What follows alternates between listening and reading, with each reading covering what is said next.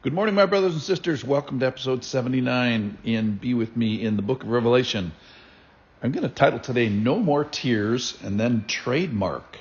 I'm going to start with a story. So the year is 1954, and after 5 years in development, Johnson & Johnson came out with a shampoo, a baby shampoo, and their tagline was, No More Tears.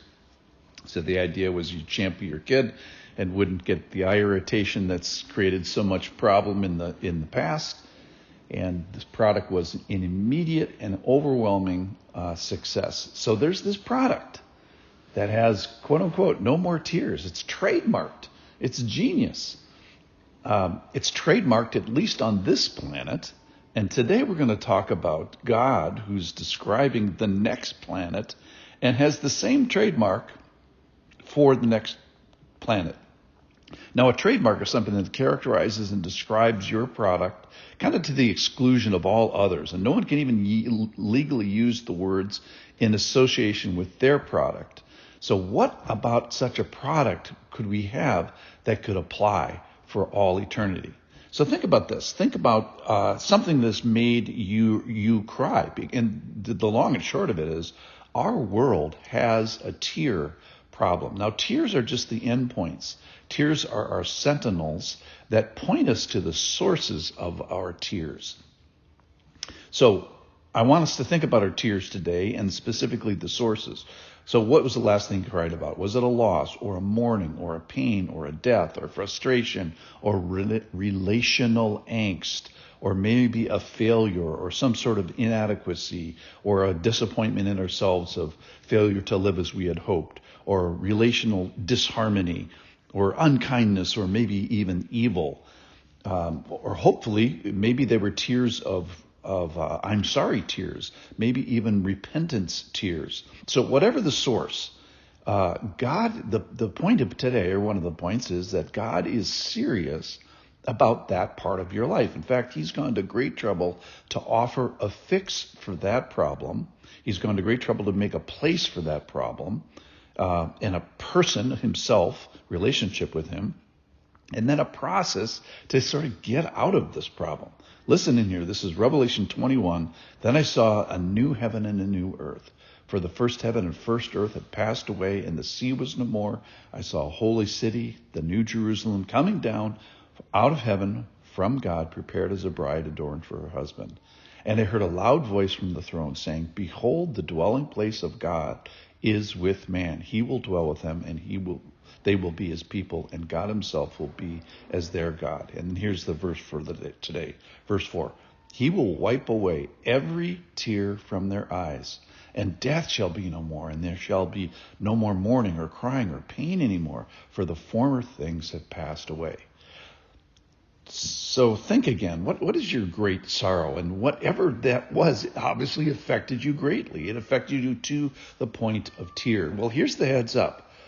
Whatever the source of that problem was, that can be solved permanently, and so much so that is actually the tagline of the place, the heaven that he says. It's a heaven with no more tears. There's no place like it. There's no other product, if you will, like it. So what is heaven going to be like? In short, your heaven, your tear problem will be solved.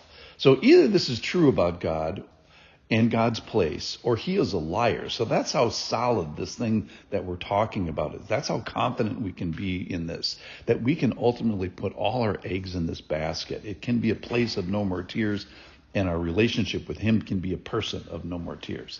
Now, there's never been such a place. And you may say, wow, this is a place I'm interested in. Well, that's the point. You're supposed to be interested in this. It's a place you're supposed to be interested in, a person and a process you're supposed to be interested in. Ecclesiastes in chapter 3 says that he's made everything beautiful in its time. Also, he has put eternity into man's heart, yet so that he cannot find out what God has done from the beginning to the end. So way back in Ecclesiastes, he says, you should be interested in this kind of thing. That's verse 11, 3:11. He's made you to desire this place, this person. And when you hear about such a place, your ears are supposed to perk up. So let's say you're selling real estate and you say, well, what kind of place is your planet? You say, well, If I told you it was a place of tears and death and mourning and crying and pain, and you might ask, wow, this is a rough place. I'm not sure I even want to live there. Or I may not want to live there permanently, that's for sure. So today we've heard about a place with no more tears. And how did it get to be a place with no more tears? Well, that goes on, that we have to lean on the person of no more tears, which is God, who doesn't even allow tears because he doesn't allow the source of the tears. So in conclusions, let's think about this no more tears shampoo. And it's such an attractive thought just to be able to get through one single tubby time with one single person, little small child, one activity, and just to be able to get through that without tears. Well, what if we could compare that to a product, a place that could apply for all eternity? So what is heaven going to be like? It will be a place where we get the place where God has trademarked the same thing for the next world. It's a place of no more tears. For how long? Forever. And for what reason? For any reason. And for all time. So what was the last thing you cried about? Whatever that was, it affected you greatly, to tears. Well, heads up, there can be a solution for that. There's a person that is in place for that. There's a place that's going to be in place for that. So what is heaven going to be like? Well, step one is to be with God and dwell with him forever.